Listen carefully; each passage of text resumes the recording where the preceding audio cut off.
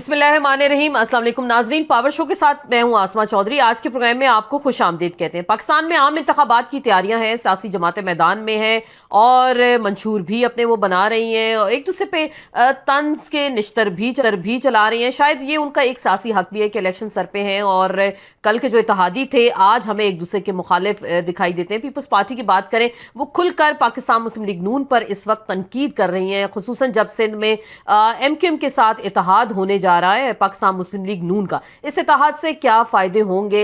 Bilawal Bhutto Zardari Kings party की जानिब भी इशारा कर रहे हैं कि माजी में भी ऐसी किंग्स पार्टी बनाएगी, लेकिन हमने 2008 के इंतखाबात में भरपूर तरीके से मुकाबला किया। सवाल ये पैदा होता है कि जो कल एक दूसरे के साथ इक़्तिदार में रहे और अगला आने वाला इलेक्शन है, क्या वाकई ही इसके बाद दोनों फिर एक दूसरे के इत्तेहादी हमें दिखाई देंगे या सिर्फ ये बातें, ये वादे और ये जो तनकीद की जा रही है पाकिस्तान के अवाम को बेवकूफ़ बनाने की कोशिशें हैं। दूसरी जानिब जिक्र करते हैं करप्शन का। आज भी हमने राना सनाउल्लाह साहब को सुना, जिस तरह से वो कह रहे हैं हम पे करप्शन केसेस बनाए गए। माजी में आसिफ अली जरदारी साहब पे इस तरह के केसेस बनाए गए और हाल ही में इमरान खान के हवाले से फरागोगी के जो इंकशाफात आ रहे हैं। सवाल ये पैदा होता है 16 महीने में क्या वाकई ही हुकूमत ने कोई ऐसी शफाफ इंक्वायरी कराई कि जिस पे इन लोगों को करार वाकई ही सजा दी जा सकती। और अब इलेक्शन के दिनों में करप्शन के नारे लगाकर वाकई अवाम के साथ एक बार फिर उनको ये बताने की कोशिश की जा रही है कि हम वाकई साफ और शफाफ हैं। अगर करप्शन के इल्जामात लगते हैं, इंतजामी मशीनरी तो हर हाल में हर दौर में वही रहती है, तो क्या उन लोगों को भी अपने ओहदों से हटाया जाता है या नहीं? सिर्फ आवाम को इस तरह के नारों से, इस तरह के स्लोगन से बेवकूफ़ बनाने की कोशिश की जाती है। आज के प्रोग्राम में हम बात करेंगे इलेक्शंस 2024 जो होने जा रहे हैं और उसमें सियासी जमातों के मंशूर क्या होंगे, क्या खुलकर वो अवाम के सामने आ रही हैं, अगले वज़ीर आज़म कौन होंगे, इसी पे मज़ीद गुफ्तगू करेंगे। हमें ज्वाइन करेंगे हमारे बहुत ही मोहतरम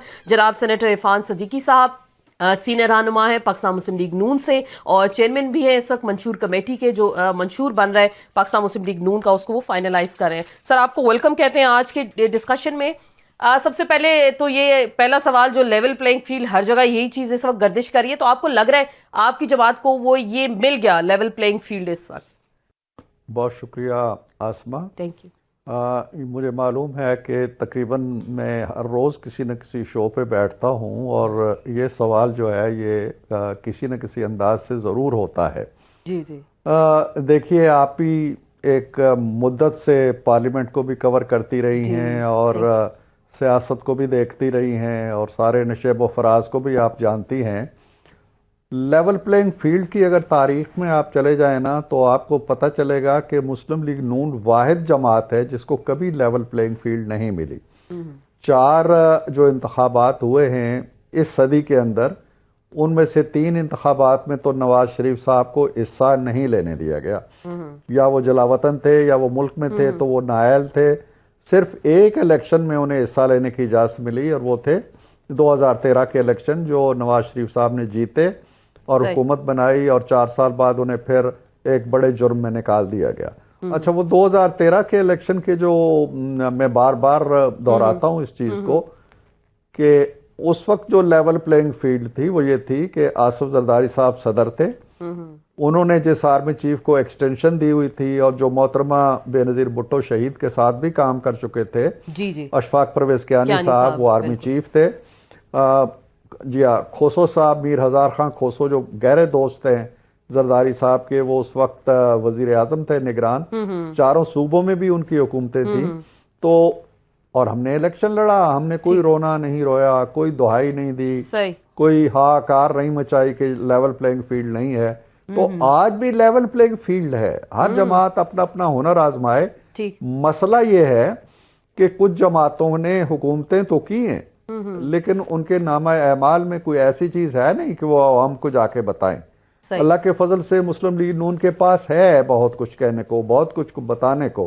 तो लेवल प्लेइंग फील्ड जब मुस्लिम लीग नून को 20 दफा मिलने की तवक्को है उन लोगों को, उनको तो हमेशा मिलता रहा, तो वो घबरा गए हैं कि अगर ये लोग अपना लेकिन आप जो कह रहे हैं घबरा गए हैं, ये घबराहट में हो रहा है सर। अच्छा, ये सब घबराहट में। जो पीपल्स पार्टी, मैं डायरेक्टली जाहिर बात है आप बात करूंगी, आपके इत्तेहादी रहे 16 महीने की हुकूमत में, बिलावल भुट्टो जरदारी शहबाज शरीफ साहब को अपना अंकल कहते रहे, तो क्या ऐसा हो गया अंकल के साथ कि मियां साहब अभी लंदन से चले नहीं थे और वहीं से उन्होंने कहा कि जी एक पार्टी के जरिए, एक शख्सियत के जरिए इस मुल्क को चलाया जा रहा है, एक शख्सियत के आने की वजह से इलेक्शंस का डिले किया जा रहा है, अब वो किंग्स पार्टी का भी तासुर दे रहे हैं। तो ये जो सारी बातें इस वक्त हो रही हैं, पीपल्स पार्टी को बड़े गिले शिकवे हैं आपसे और खुलकर वो इसका इजहार कर रहे हैं, तो क्या ये सिर्फ इलेक्शन के लिए ही है कि जाहिर बात है लोगों को ये बताया जाए कि नून लीग हमारी जी बड़ी बदतरीन मुखालिफ है, हम लोगों से वोट लेना, या वाकई ही कुछ रिजर्वेशंस हैं उनकी इस हवाले से? देखिए, आपने जो खुद कहा है आसमा, ये इलेक्शन के जो डायनेमिक्स होते हैं और तकाजे होते हैं वो इसी तरह के होते हैं। बड़े करीब के अगर एक बाप और बेटा भी इंतखाबात लड़ रहे हों एक दूसरे के मद्दे मुकाबल, जो होता है हमारी सियासत में, जी जी। तो वो भी एक दूसरे के दामन पे और एक दूसरे के गिरेबान पे हाथ डालते हैं। हम इस सियासत में पढ़ना नहीं चाहते, माजी के तज़किरे हमने दफन कर रखे हैं, लेकिन हम ये समझते हैं कि जो पीपल्स पार्टी है वो एक जमहूरी क्रेडेंशियल्स रखने वाली पार्टी है, जमहूरी रिवायात पे कारबंद रहने वाली पार्टी है। वो जलाओ, गहराओ, मार धाड़ और इल्ज़ाम और तोहमत और तानाजनी पे यकीन नहीं रखती।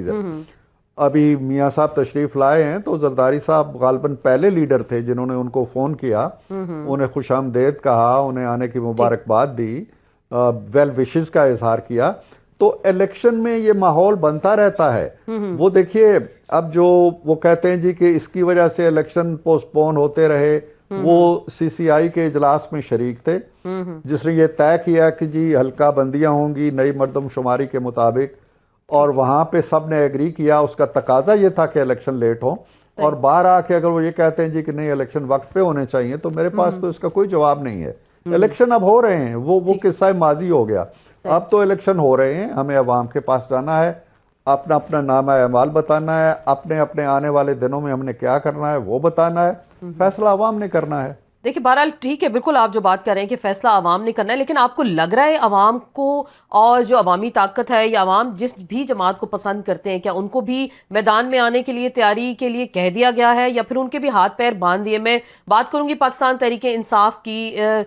जाहिर बात है उनकी मेजर जो लीडरशिप है वो जेलों में कैद है, जो बाकी इधर उधर हैं उनको पकड़ धकड़ का सिलसिला जारी है। तो क्या इस सूरत हाल में अवाम, जो बाकी अवाम उनको देखना चाहती है, ये उनको पसंद करती है, तो क्या उनको भी इस तरह का हक के राय दही मिलेगा कि वो अपने हक को इस्तेमाल कर सकें?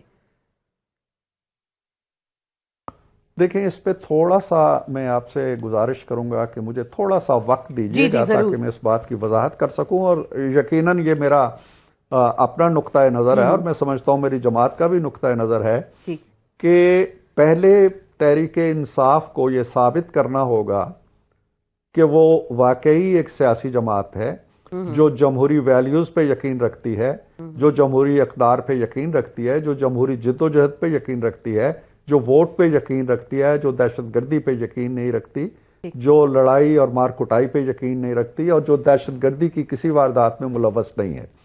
पहले तो उसे ये अपने डेमोक्रेटिक क्रेडेंशियल साबित करना होंगे और ये बताना होगा कि वो वाकई एक सियासी जमात के तौर पे आना चाहती है। अब मामला ये है कि उन्होंने 9 मई को जो कुछ किया वो सिर्फ ये नहीं था जी कि कराची से लेके तो चकदरा तक उन्होंने फौजी तनसीबात को जला दिया, या शोधा की यादगारें मलयामेट कर दी, या कोर कमांडर हाउस पे हमला कर दिया, या GHQ पे यलगार कर दी। मामला ये नहीं है, सिर्फ मामला ये है कि ये एक कंस्पायरेसी है जो हुई, जिसकी तस्दीक कर रही है फौज। वो कंस्पायरेसी ये थी कि इस मार धाड़ के जरिए फौज के अंदर बागी अनासिर जो हैं उनकी हौसला अफजाई करते हुए आर्मी चीफ का तख्ता उल्टा जाए।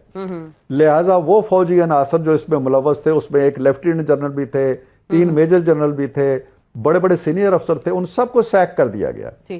फौज ने उन्हें सजाएं दे दी, उन्हें फारिग कर दिया।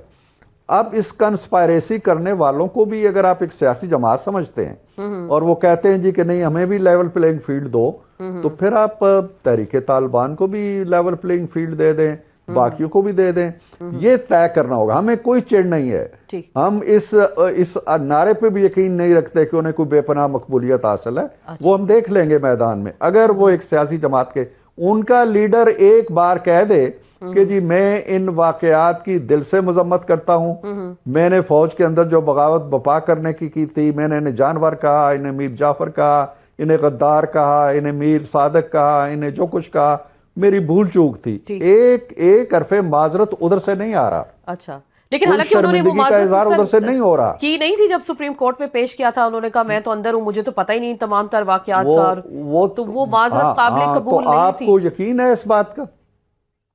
इस बात का आपको यकीन है कि उन्हें पता नहीं था और ये सारा कुछ ऐसे ही हो गया, अपने आप हो गया? देखे ना, अपने आप होता तो जगह जगह हमले होते, जगह जगह जलाओ गहराव होता, दुकानें पहले भी अपने आप होता रहा है ना। बेनजीर जब कत्ल हुई हैं तो अपने आप एहतजाज होता रहा है ना, हुआ है। रेलगाड़ियां जला दी गई, दुकानें जल गई, किसी ने फौजी तनसीब पे हमला नहीं किया।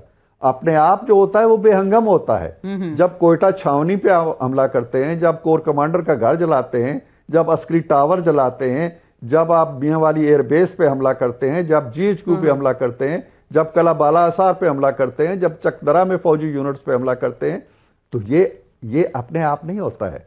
ये आसमा, इसके पीछे एक कंस्पायरेसी होती है। लिहाजा वो झूठ बोलता है जो ये कहता है कि जी अपने आप कंस्पिरेसी आप कह रहे हैं इसके पीछे होगी। लेकिन मैं एक सोहेल बड़ाई साहब का एक कॉलम मेरी नज़र से गुजरा, उसमें उन्होंने आपकी ही बात का हवाला दिया कि जी आप कहते हैं कि इनके साथ शायद बातचीत नहीं हो सकती, जो शिद्दत पसंद है, जिन्होंने इस तरह से दहशतगर्दी की, सियासी दहशतगर्दी की जो मैं बात कर रही हूँ इस वक्त, तो वो उन्होंने माजी का हवाला दिया कि जी आप तो TTP के साथ जो मुज़ाकराती कमेटी थी आप उसका हिस्सा रहे, तो फिर TTP के साथ अगर बातचीत हो सकती है तो पाकिस्तान तहरीक इंसाफ के साथ बात क्यों नहीं हो सकती? सर कुछ बताएंगे इस हवाले से? TTP कोई इलेक्टोरल पॉलिटिक्स करने वाली सियासी जमात नहीं है। TTP हमारे इलेक्शन कमीशन में रजिस्टर्ड नहीं है। TTP ये नहीं कहती है जी कि हम पार्लियामेंट में आएंगे इलेक्शन लड़के। TTP दहशतगर्दी क्लेम करती है, हमारे फौजियों के सरों से खेलती है फुटबॉल और क्लेम करती है, खुशी का इजहार करती है। TTP को हमने मुज़ाकरात इसी तरह किए जिस तरह हम भारत से करते हैं, जिस तरह हम दुश्मनों से करते हैं। हम इमरान खान को दुश्मन नहीं समझ, लेकिन इमरान खान ने वो काम किए हैं जो TTP ने भी नहीं किए हैं पाकिस्तान के अंदर। TTP को ये मौका नहीं मिला है कि एक दिन के अंदर वो पेशावर से चकदरा तक हमले करे, ये उन्होंने किए हैं। लिहाजा एक तो ये बात है। दूसरी ये है कि इस तरह के अनासर से जो दहशतगर्द अनासर हैं, जो पाकिस्तान के दुश्मन हैं, उनसे आइंदा भी हम मुज़ाकरात करेंगे, उनको अपनी जगह रखते हुए। खान साहब के साथ मुज़ाकरात या खान साहब के मामलात का ना नवाज शरीफ से कोई ताल्लुक है, ना मेरी जमात से कोई ताल्लुक है, ना किसी भी सियासी जमात से कोई ताल्लुक है। उनके मामले की दो कुंजियां हैं आसमा। एक कुंजी उनकी अपनी जेब में है और दूसरी कुंजी उस इदारे की जेब में है जिस पर उन्होंने हमला किया था। एक हमला आवर है और एक वो है जिस पे हमला किया गया। तो दोनों पहले अपना मामला साफ करें, फिर हम तक दोनों फ्रीकैन में अगर सर खुद से सुलह हो गई, ये भी आपने भी देखा मियां साहब के साथ क्या होता रहा। अभी माजी की भी आप हवाला देते रहे, 4 बार नाराजगी हुई इस्टेब्लिशमेंट से। नाराजगी की मैं सर बात कर रही हूँ, मैं नाराजगी की बात कर रही हूँ। इस्टेब्लिशमेंट से नाराजगी हुई, फिर सुलह हो गई। मियां साहब तो बड़ा विक्टिम रहे और वो बरमला इस चीज का इजहार करते रहे। तो मियां साहब साथ दोस्ती हो सकती है, तो आपको नहीं लग रहा खान साहब के साथ भी कोई दोस्ती हो जाएगी कल को? अगर मियां साहब ने जो कुछ 9 मई को हुआ और जो कुछ इमरान खान साहब ने पाकिस्तान की फौज के साथ किया, अगर मियां साहब ने इसका 100वां हिस्सा भी किया होता, 100 हिस्सा भी किया होता, तो उन्हें कभी माफी ना मिलती। अच्छा, ठीक। मियां साहब ने फौज के खिलाफ कुछ नहीं किया। शायद फौज और मियां साहब का मुआवजा मैं नहीं करना चाहता, लेकिन अगर ये डॉन लीक्स हुआ था, सर आपको याद है डॉन लीक्स क्या था? डॉन लीक्स की बैकग्राउंड में मैं नहीं जाता। डॉन लीक्स यही थी ना कि ये जो गैर रियासती अनासर हैं, इन पर हमें काबू पाना चाहिए ताकि ये पाकिस्तान की रुसवाई और बदनामी का बायस ना बने और ऐसे असबाब न पैदा कर दें कि दुश्मन हम पे चढ़ दौड़े। उसके बाद 10 दफा ये बयान हमारी सलामती के इदारे दे चुके हैं। तो हमने तो जो डॉन लीक्स जिसको बनाया गया, हम तो आज भी उस पे कायम है कि ये नहीं होना चाहिए। ठीक। वो क्या था?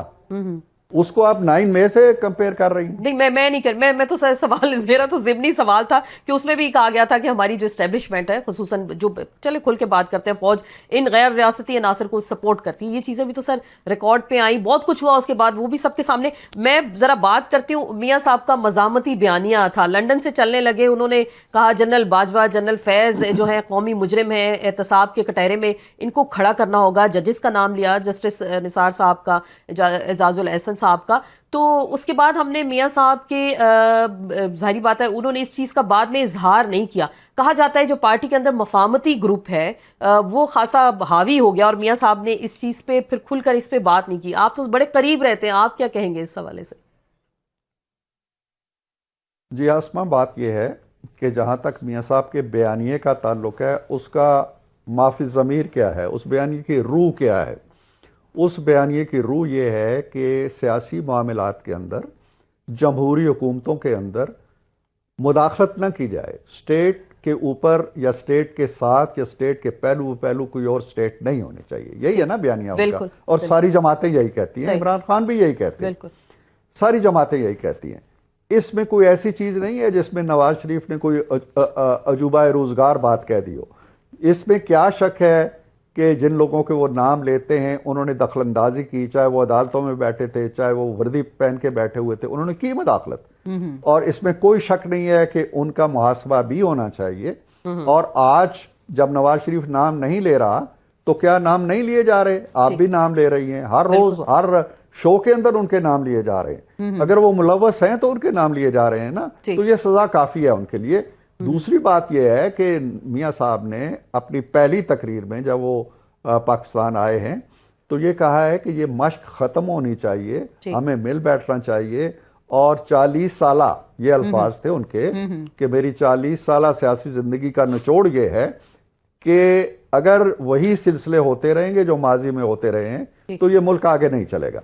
यही बयानिया है ना उनका, ये तो अब भी वो कह रहे हैं। तो इसलिए मेरा ख्याल है कि हमें बिल्कुल क्लियर होना चाहिए हमारे बारे में कि हम आइन के मुताबिक सिविल सुप्रीमेसी चाहते हैं। फौज के साथ हम मामलात बहुत दोस्ताना रखना चाहते हैं। फौज बहुत ही मोतबर इदारा है।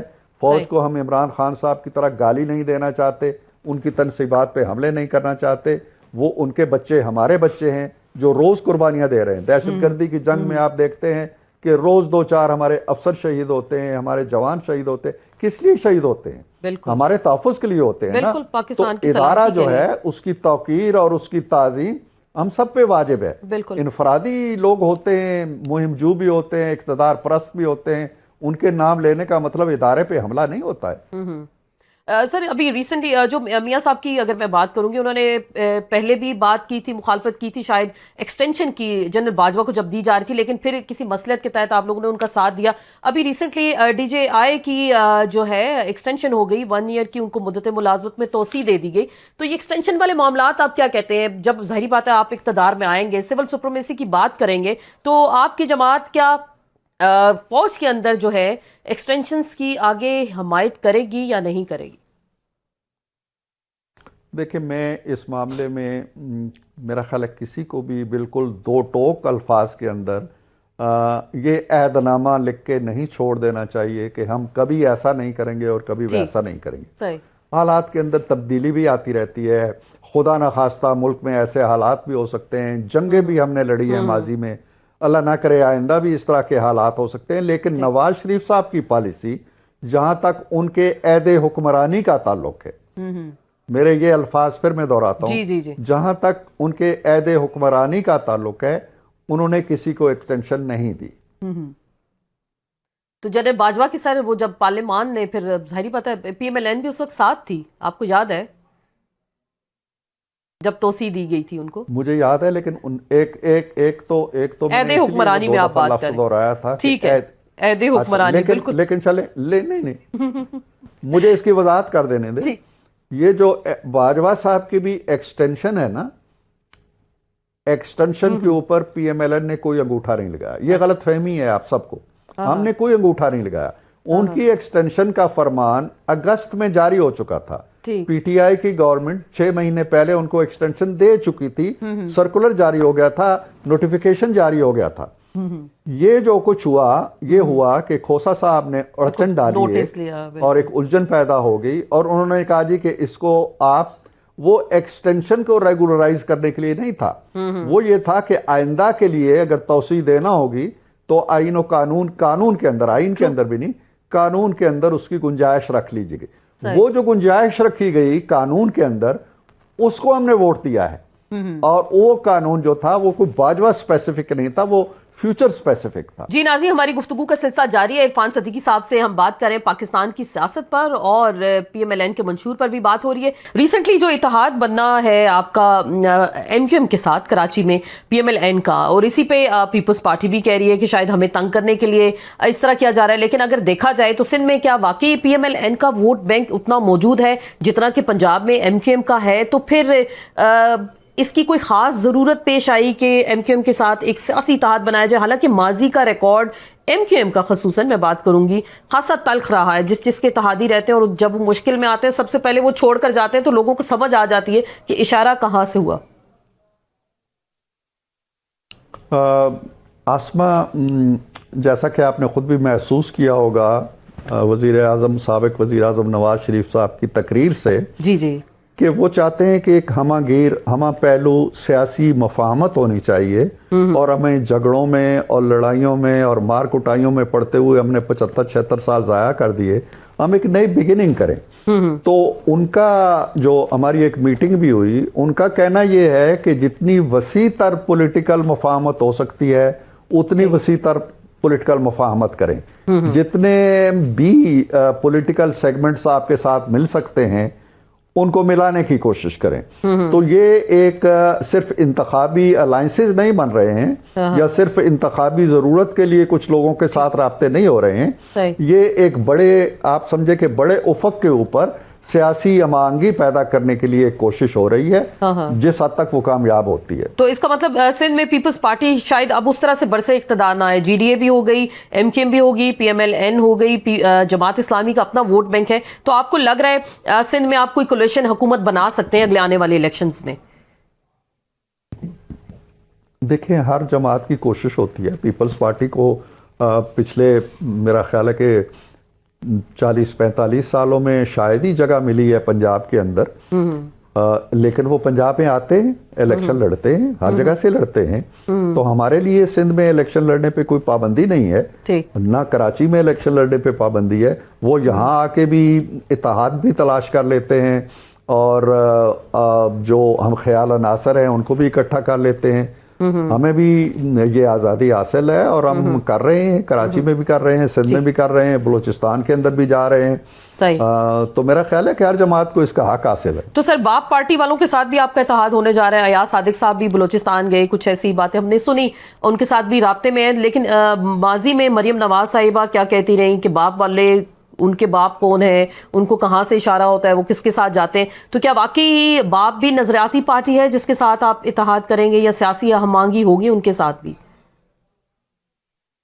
देखिए, मैंने ये कहा है कि हम जो कुछ कर रहे हैं मुफाहमत के एक वसी तर नजरिए के तौर पर कर रहे हैं, हम अपने नजरिए की बात कर रहे हैं। ठीक, मैं ये नहीं कह रहा हूं कि हम जिससे भी इत्तेहाद कर रहे हैं वो कोई किसी बड़े नजरिए का अलंबरदार है। हम तो एक मुफाहमत के साथ सियासत की तलखियाँ दूर करते हुए, दूरियाँ दूर करते हुए एक वसी तर मुफाहमत की फ़ज़ा में इलेक्शन में जाना चाहते हैं। ये फ़ज़ा हम इंशाल्लाह इलेक्शन के बाद भी बरकरार रहेगी। उस वक्त जो पार्टियां आएंगी पार्लियामेंट के अंदर, जिनमें बशमूल पीपल्स पार्टी के, एक नया निज़ाम कार बन सकता है। हमारा तावन भी एक दूसरे से हो सकता है। हम माजी में भी एक दूसरे के तादी रहे हैं। 2008 में हम PPP हुकूमत का हिस्सा थे, अभी PDM की हुकूमत में हम एक साथ थे। तो अब बुनियादी बात यह है आसमा कि सियासत के अंदर वो माहौल नहीं होना चाहिए लड़ाई का, गाली का,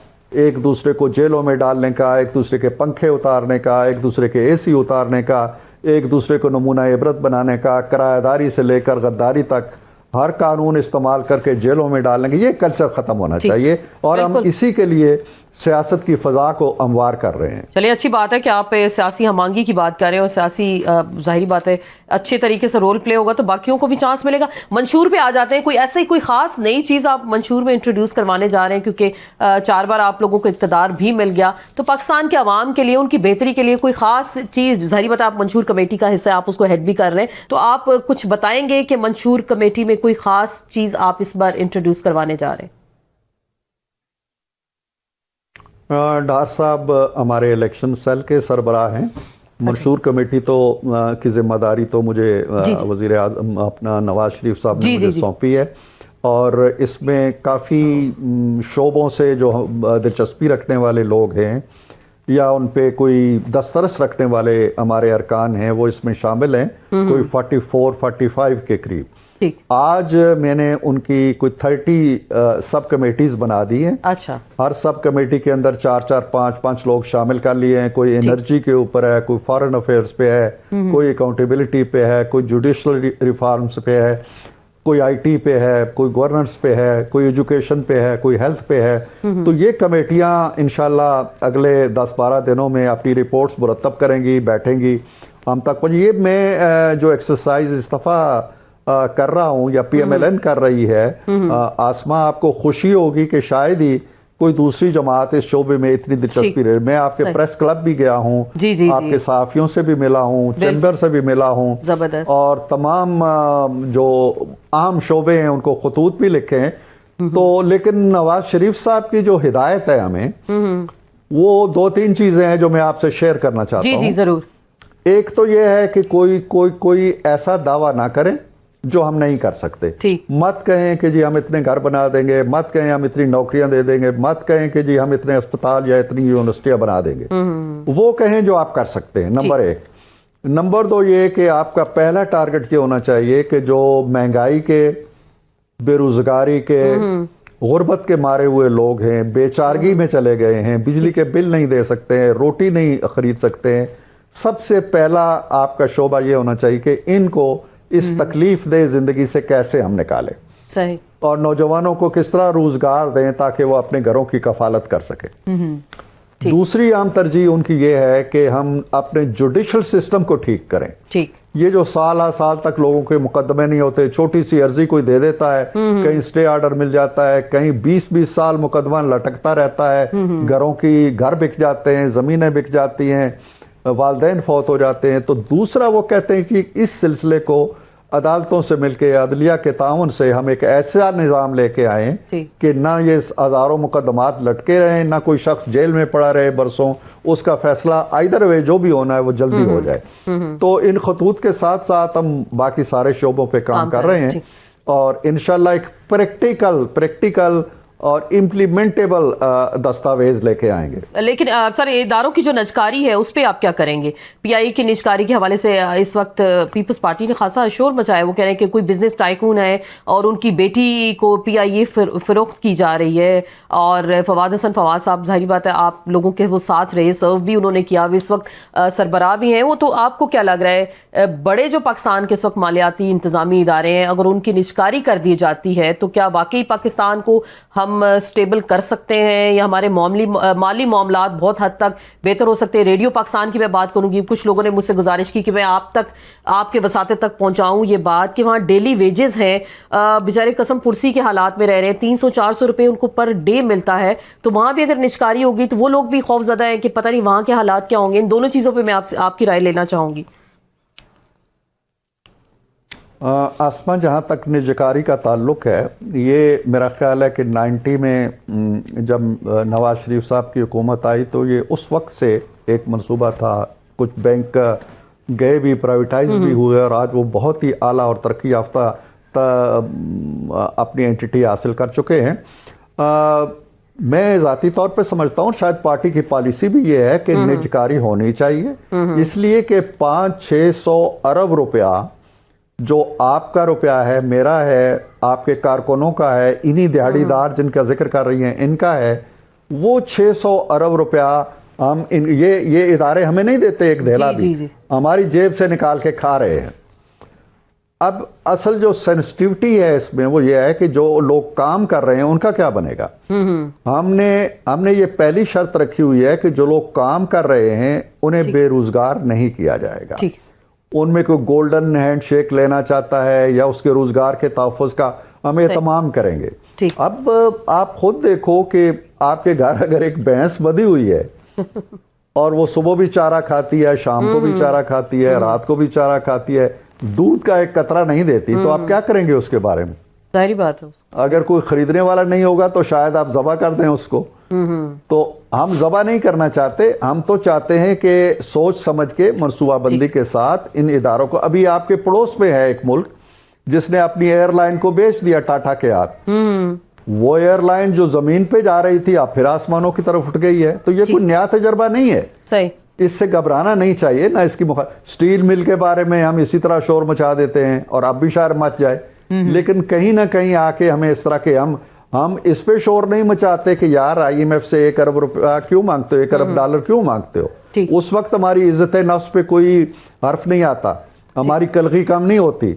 और जब कहते हैं कि यार ये 600 अरब रुपया जो गरीबों का रुपया है, मत दो इनको, इन हाथियों सफेद हाथियों को, तो फिर कहते हैं जी कि नहीं सफेद हाथी पालते रहो। चले, ये अजीब बात है। बिल्कुल। तो अब जरा पार्टी के हवाले से दूसरी बात, आसमान दूसरी बात आपने रेडियो के मुलाजिमीन रेडियो पाकिस्तान की बात की थी। ये वाकई जुल्म है और मैं इंशाल्लाह मैं उस कमेटी का मेंबर भी हूं जो इंफॉर्मेशन कमेटी है, मैं उसमें ये मसला उठाऊंगा।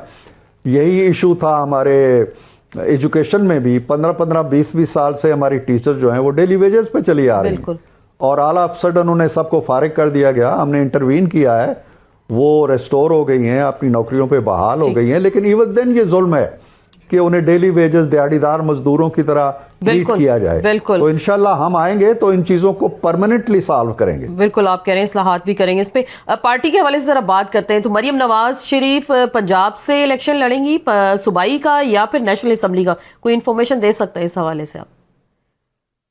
नहीं, इस पे कोई अभी तय नहीं हुआ कि कौन कहाँ से इलेक्शन लड़ेगा। दरखास्तें हम लोग ले रहे हैं और चूंकि फॉग की वजह से, स्मोक की वजह से लोग नहीं आ सके तो कुछ दिनों के लिए, 4-5 दिनों के लिए हमने एक्सटेंड किया है इसको। तो जब दरखास्तें आ जाएंगी फिर हल्का वार फिर उम्मीदवारों का जायज़ा लिया जाएगा, तो फिर फैसला होगा कि किसने सूबाई से, किसने कौमी से लड़ना है और किसने दोनों से लड़ना है। मरियम के बारे में भी यकीनन फैसला होगा। ठीक, तो पार्टी के अंदर अभी वैसे क्या राय है? मियां शहबाज शरीफ साहब क्या करेंगे? वो पंजाब से आएंगे या फिर मरकज में रहेंगे? और क्योंकि अभी तो सब यही कह रहे हैं कि जी मियां नवाज शरीफ ही अगले वजीर आजम हैं, क्या क्या वाकई ऐसा है? कुछ बता सकते हैं पार्टी के अंदर की बात? नहीं, पार्टी के अंदर जाहिर है आसमा इस तरह थोड़ा ही होता है कि अभी इलेक्शन पड़े हुए हैं, 2-3 महीने आगे पड़े हुए हैं, अल्लाह जाने उस वक्त तक क्या होता है, इलेक्शन में कौन जीतता है, किस हद तक जीतता है, कौन हारता है, किसकी हुकूमत बनती है। तो ये बातें हम इफ्स और बट्स पता नहीं कितने पड़े हुए हैं, तो हम अभी से बैठ के अगर ये बांट शुरू कर दें कि फलां वजीर आजम होगा और फलां वजीर आला होगा, फलां के पास फलां वजारत होगी, ऐसे नहीं होता चले। लेकिन अब बातें सर गर्दिश कर रही हैं, आप भी देख रहे हैं, कॉलम्स लिखे जा रहे हैं, खबरें लगाई जा रही हैं इस हवाले से। मैं शाहिद खाकान अब्बासी साहब के बारे में पूछना चाहूंगी, क्या बाकी वो पार्टी छोड़ चुके हैं इस वक्त? चौधरी निसार साहब भी अलग हो गए और शाहिद खाकान अब्बासी साहब का करंट इस वक्त स्टेटस क्या है पार्टी के अंदर?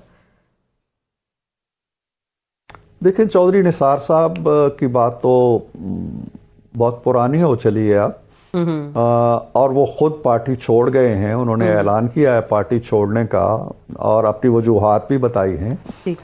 शाहिद खाकान साहब ने पार्टी नहीं छोड़ी, वो रोज ही कहते हैं कि मैं पार्टी के अंदर मौजूद हूँ, अपना एक नुक्ता नजर रखते हैं। अभी वो लंदन गए थे तो मियां साहब से बड़ी तफसीली उनकी मुलाकात हुई।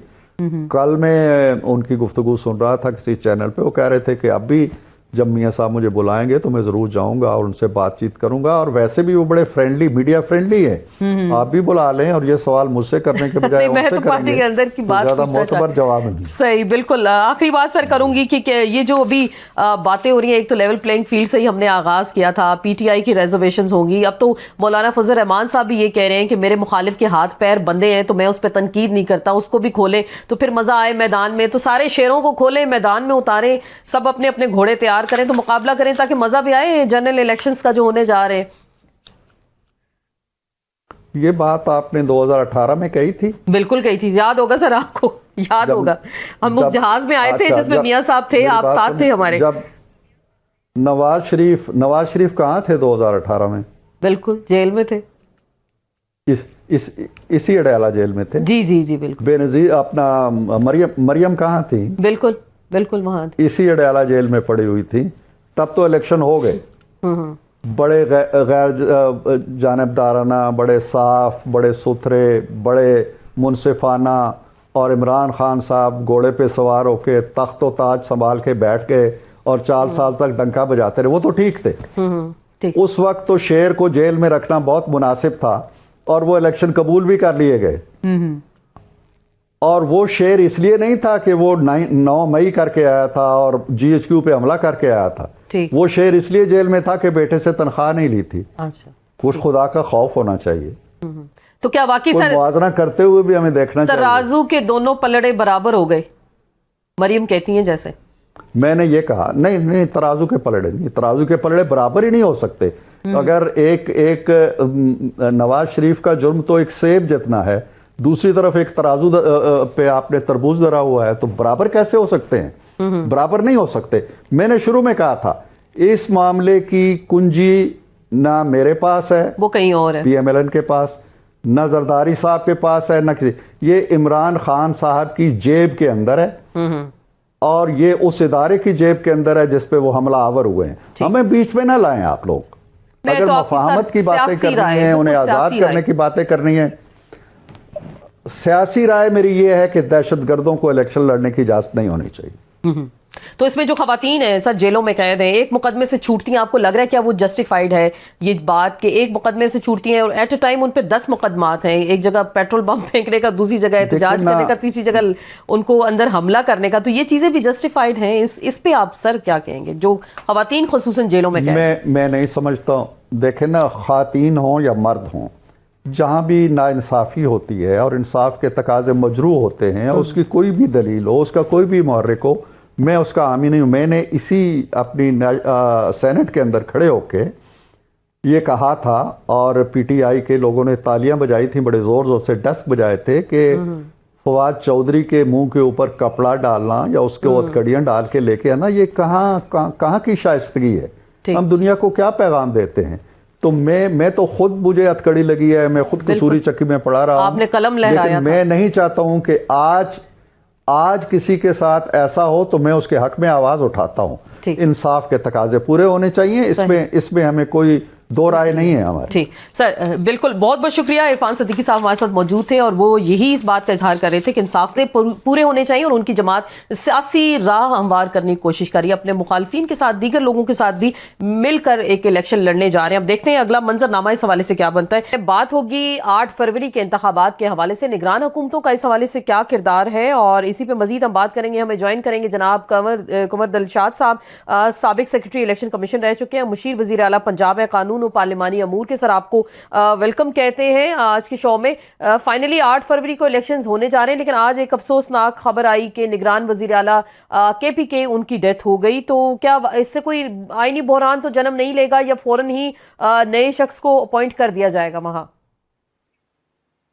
नहीं, बड़ा अफसोस की बात थी, आपने दुरुस्त फरमाया। बड़े अच्छे इंसान थे और उनका बड़ा शानदार करैक्टर रहा है, अपना कैरियर एज ए ब्यूरोक्रेट। लेकिन सबसे बड़ी अहम बात यह है कि उनके इंतकाल के बाद सुबह खैबर पख्तूनख्वा की जो काबीना है, सूबाई काबीना, वो ऑटोमेटिक खुद ब खुद तहरीर हो गई है। अब तमाम इख्तियारात जो हैं वो गवर्नर KP के पास चले गए हैं, जिसमें तमाम इख्तियारात जो वज़ीर आला के पास इख्तियारात थे, वही इख्तियारात अब गवर्नर के पास चले गए। ये गवर्नर के पास इख्तियार उस वक्त रहेंगे जब तक नए वज़ीर आला का तकर्रुर नहीं हो जाता।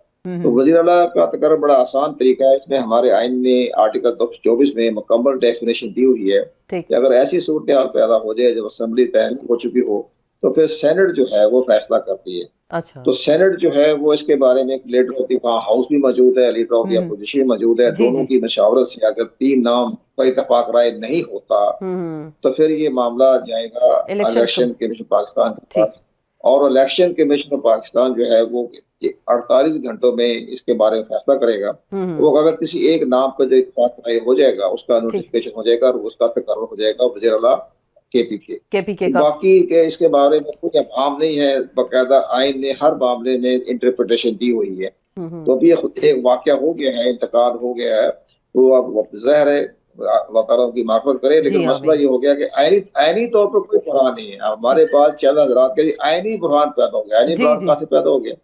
गवर्नमेंट ने तमाम इख्तियार जी जी बिल्कुल, कानून आइन में कायदे के तौर पे सब लिखा हुआ है। सर ये जो इलेक्शन, जी इलेक्शंस की हम बात करते हैं, कुछ ये तासुर सामने आता है, निगरान हुकूमतें गैर जानिबदार जो उनका रोल जो है वो सामने इस वक्त नहीं आता। आप देख रहे हैं कि पंजाब के अंदर अगर हम बात करते हैं, ये लोगों का ये तासुर है, इस पे क्रिटिसिज्म भी हो रहा है। मियां नवाज शरीफ साहब को सरकारी प्रोटोकॉल दिया जा रहा है जब वो लाहौर आए और उसके बाद से लेकर अब तक जहाँ भी बाहर मूव करते, तो इस हवाले से आप क्या कहेंगे? क्या निगरान हुकूमत टोटली अलग थलग है इन तमाम तर मामलात से, या किसी एक खास जमात के लिए कोई फेवरेटिज्म तो नहीं है इस वक्त? देखा जी, वफाकी हुकूमत जो है वो भी एक टेक्नोक्रेट्स की शक्ल में है। उनका किसी सियासी जमात से कोई ताल्लुक नहीं है। इसलिए जहाँ तक पंजाब का ताल्लुक है, पंजाब के वजीर आला का मैं उसको काबीना का हिस्सा हूँ, जैसे आपने इंट्रोडक्शन में बता दिया। वो तो बिल्कुल गैर जामदार है, वो तमाम तामीरी काम तो कर रहे हैं। पंजाब का नक्शा बदल दिया। आप किसी तरह विजिट करके देख लें, पंजाब वो पंजाब नहीं रहा जो 2000 इस इलेक्शन से इस गवर्नमेंट से पहले था। वो तमाम काम जो तामीरी काम थे, जो 10 साल से अल्तवा में थे, उस साबिका हुकूमतों ने नहीं किए थे, वो चीफ मिनिस्टर ने 8 महीने में मुकम्मल कर दिए और पूरा नक्शा बदल दिया है पंजाब का। तामीर की है, सड़कें बनाई हैं, बाईपास, अंडरपास, फ्लाईओवर, इसके बाद रिंग रोड, ये पिंडी के बाद जो है अपना डैम, वो भी उन्होंने उसका भी काम शुरू करवा दिया है। ये सारे मामला उन्होंने कंस्ट्रक्शन का काम किया है। सियासत के बारे में वज़ीर आला ने कोई किसी किस्म के बारे में ना बयान दिया, ना उनका कोई मामला है। मैं बात करूंगी जी है या जी बिल्कुल, आप बिल्कुल, आप जाहिर बात है पंजाब की बात करेंगे, बिल्कुल गैर जानदार है। ठीक, ये जो पीटीआई के बारे में तासुर है, पीएमएलएन खुल के जलसे कर रही है, उनको प्रॉपरली सहूलतकारी भी मुयसर है और इंतजामी मशीनरी भी हम देख रहे हैं उनका साथ देती है। पीटीआई को जलसा करने जाती है, ये इवन कॉर्नर मीटिंग करने जाते हैं तो उस पर क्रैकडाउन हो जाता है, कुछ झंडा लहराता है उस पर, उसको पकड़ धकड़ का सिलसिला शुरू हो जाता है। तो क्या निगरान हुकूमत की जानिब से इस तरह की कार्रवाई ठीक है? क्योंकि इलेक्शन सर पे सबको यकसा माहौल होना चाहिए, लेवल प्लेइंग फील्ड, हर एक को यकसा मुयसर होना चाहिए। इस पे जी क्या कहेंगे? निगरान हुकूमत का किसी गिरफ्तारी का कोई ताल्लुक नहीं है। ये सारे अदालतें हैं, नैब है, कमिश्नर साहब ड्यूरियो, वहाँ की तरफ से कोई फैसले आ रहे हैं, गिरफ्तारियां हो रही हैं, तो ये वफाकी हुकूमत के इदारे हैं। बाकी रह गया निगरान हुकूमत पंजाब का, इसका कोई किसी से कोई ताल्लुक नहीं है। पंजाब पुलिस की बात पे मुकदमात चल रहे हैं, आइन का तो कोई ताल्लुक नहीं है। बाकी अभी अगले महीने जब इलेक्शन शेड्यूल जारी हो जाएगा तो सबको जो है अपने जलसे जुलूस करने की इजाजत होगी आइन और कानून के मुताबिक। जैसे कि इलेक्शन पाकिस्तान ने ज़ाब्ता इखलाक जारी कर दिया और तरीका बता दिया कि आपने कैसे रैलियां निकालनी है, जुलूस कैसे निकाल रहे हैं, कॉर्नर मीटिंग कैसे करनी है, वो सारा ज़ाब्ता इखलाक के मुताबिक फैसले होंगे। और उस पर अमन ईमान क्याम करना, ये इलेक्शन कमीशन पाकिस्तान के साथ साथ हमारी सूबाई हुकूमत का भी ताल्लुक है और वफाकी हुकूमत का भी ताल्लुक है। वो तमाम मामला हैं, वो आप कह रहे हैं सबको यकसा आज़ादी होगी। पीटीआई को ये सहूलत होगी, कोई क्रैकडाउन नहीं होगा, कोई कॉर्नर मीटिंग पे कोई पकड़ धकड़ नहीं होगी? नहीं, देखो जो उनके खिलाफ मुकदमात, कोई पार्टी भी होगा जिनके खिलाफ मुकदमात चल रहे हैं, अदालतों में के ज़ेर समाअत हैं, वो तो अपना केस देखें, अपनी अदालतें देखें, अपीलें करें, सुप्रीम कोर्ट में जाएं, उसमें तो किसी का ताल्लुक कोई नहीं। वो तो कानून के मुताबिक तो सारे मुकदमात भी चलते रहेंगे। अगर सजा हो गई तो इलेक्शन में हिस्सा नहीं ले सकते, अगर सजा ना हुई तो वो हमारे कानून के मुताबिक इलेक्शन में हिस्सा ले सकते हैं। उसमें लिखा हुआ सजा होने के बाद वो इलेक्शन में हिस्सा नहीं ले सकते। झरलू तो नहीं फिरेगा इस इलेक्शन में? आपने तो बड़े इलेक्शंस कराए हैं, सेक्रेटरी इलेक्शन कमीशन भी आप रह चुके हैं, आप तो बेहतर तरीके से जानते हैं तमाम तर पाकिस्तान की सियासत को। कोई झरलू तो नहीं फिरेगा, कोई आरटीएस तो नहीं इस बार बैठेगा, या कोई धुंध के ज़ेर असर तो नहीं हो जाएगा ये इलेक्शन? देखो जी, आरटीएस के बारे में तो सब कुछ जानते हैं, वो ऐसा वाकया हो गया जिसके बाद। लेकिन एक और बड़ी बात है, जब आरटीएस का वाकया हो ही गया था उससे तो कोई फर्क तो नहीं पड़ा इलेक्शन पर। वो तो उन्होंने मैनुअल कर दिया 3 घंटे के बाद, 3 घंटे का फर्क पड़ा था। लेकिन उसमें बात थी जो उस वक्त की अपोजिशन थी, तो उनको चाहिए था ना कि बहुत बड़े फोरम पर बाकायदा अपीलें करते, फोरम बनाते, कमीशन बनाते, सुप्रीम कोर्ट में जाते। जैसे इमरान खान ने जो 2013 के इलेक्शन को चैलेंज किया तो सुप्रीम कोर्ट तक गए, तो सुप्रीम कोर्ट में जाकर फैसला होगा कि जी इलेक्शन में गड़बड़ नहीं हुई। अब जैसे बेकायदगी हो गई है, गड़बड़ बेकायदगी का तो उन्होंने 42 पॉइंट दिए, लेकिन मसला ये होता है ये भी इनको भी चाहिए था ना कि बाकायदा जाते सुप्रीम कोर्ट में जाते जनाब आरटीएस कैसे बैठा हो गया, कैसे इनकलाब हो गया, और खामोश होकर बोले ही नहीं, बात ही नहीं। अब ये तो ऐसे रस्मी सी बातें होती है, टेक्निकल बातें होती है, लेकिन ये इलेक्शन कमीशन वो नहीं है जो 2018 में था।